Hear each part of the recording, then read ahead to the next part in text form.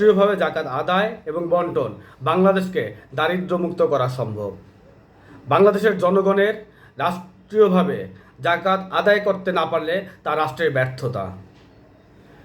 ধনীদের সম্পদে জাকাত হচ্ছে গরিবের হক। এই বাংলাদেশকে দারিদ্র্যমুক্ত করতে জাকাতের অর্থ যদি রাষ্ট্র ঠিকভাবে গ্রহণ করে এবং তা বন্টন করতে পারে, তাহলে বাংলাদেশকে দারিদ্র্যমুক্ত করা সম্ভব। ধনী গরিবের বৈষম্য দূর করা সম্ভব। বাংলাদেশকে একটি অর্থনৈতিকভাবে বৈষম্যমুক্ত করা সম্ভব। প্রিয় দেশবাসী, আমাদের এই বাংলাদেশে যারা জন্মগ্রহণ করেছেন তাদের প্রত্যেকের দায়িত্ব রাষ্ট্রের। তার ভরণ পোষণ, তার মৌলিক যে 5টি অধিকার তা পূরণ করার দায়িত্ব রাষ্ট্রের। একটি দেশে, এই দেশের যদি জনগণ না খেয়ে থাকে, তার দায়ভার রাষ্ট্রকে বহন করতে হবে। এই দায়ভার বা দায়িত্ব এড়ানোর ক্ষমতা রাষ্ট্রের নেই। বাংলাদেশে অনেক জনগণ রাস্তাঘাটে ঘুমায়, পেট ভরে 2 বেলা ভাত খেতে পারে না। তারা সন্তানদের লেখাপড়া করাতে পারে না, ভালো চিকিৎসা পায় না, ভালো পোশাক পায় না, পেট ভরে খেতে পারে না। এর ব্যর্থতার দায় রাষ্ট্রকে নিতে হবে।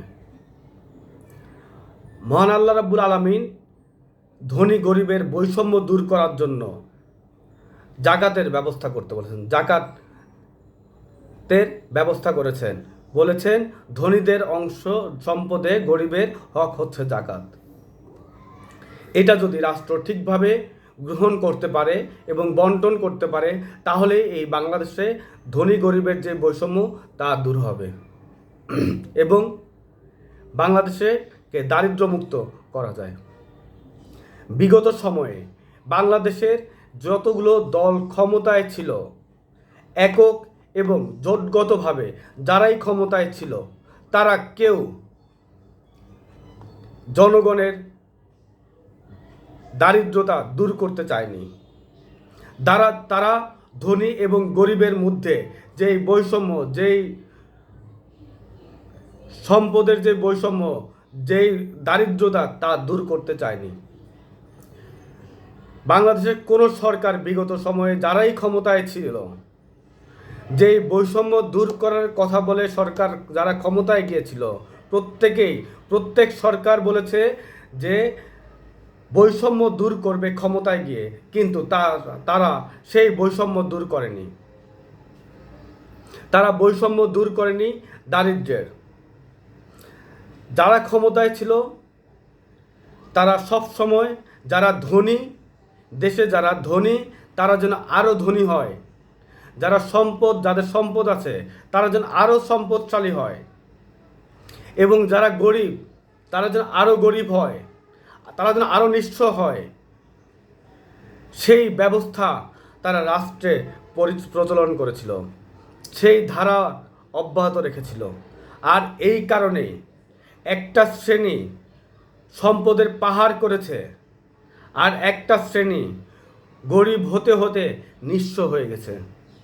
তারা পেট ভরে খেতে পারেনি, তারা শালীনতা ঢাকার জন্য পোশাক পরতে পারে না, তারা চিকিৎসার সুবিধা পায়নি, তারা শিক্ষার সুবিধা পায়নি, তারা বাসস্থানের সুবিধা পায়নি, তারা রাস্তাঘাটে রাত্রি যাপন করে, থাকার জন্য ন্যূনতম ঠাঁই তারা পায়নি। প্রিয় শিক্ষার্থী ভাই বোনেরা, তোমরা হচ্ছ এই দেশের ভবিষ্যৎ।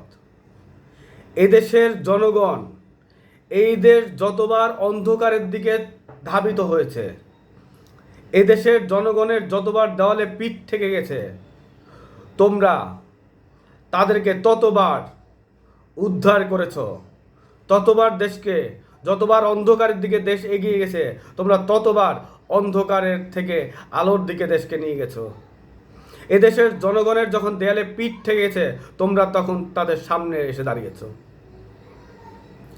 এই বাংলাদেশের যারা ক্ষমতায় রাজনীতি করে, তারা যারা রাজনীতি করে তারা সবাই ক্ষমতার রাজনীতি করে। তারা কেউ প্রকৃতপক্ষে দেশের জনগণের জন্য রাজনীতি করে না। তারা রাজনীতি করে না দেশের দারিদ্রতা দূর করার জন্য। তারা রাজনীতি করে না তারা বৈষম্য দূর করার জন্য। তাদের রাজনীতি শুধু ক্ষমতার রাজনীতি। তারা ক্ষমতায় যাওয়ার জন্য রাজনীতি করে। আমি মোহাম্মদ জহিরুল আলম সৌরভ। আমার রাজনীতির মূল লক্ষ্য দেশের জনগণের জন্য, দেশের বৈষম্য দূর করার জন্য, দারিদ্রতা দূর করার জন্য। এই বাংলাদেশে কোনো গরিব মানুষ থাকবে না। এই দেশে কোনো দারিদ্র থাকবে না। এই দেশের কোনো গরিব মানুষ থাকবে না। কোনো মানুষ না খেয়ে থাকবে না। কোনো মানুষ চিকিৎসার অভাবে মারা যাবে না। কেউ শিক্ষার অভাবে অশিক্ষিত থাকবে না, নিরক্ষর থাকবে না। এদেশের কোনো মানুষ রাস্তাঘাটে থাকবে না, রাত্রি যাপন করবে না। এদেশের কেউ শালীনতার পোশাকের জন্য তার পর্দার জন্য, তার যে পোশাকের জন্য তাকে যে করতে হয়, সেই পোশাকের ব্যবস্থা করে দেওয়া হবে, শালীন পোশাকের ব্যবস্থা করা হবে। এটা আমার মুখের কথা না, এটা দেশের শিক্ষার্থী ছাত্র সমাজের প্রতি আমার ওয়াদা। যদি এই বাংলাদেশে যারা ক্ষমতার রাজনীতি করে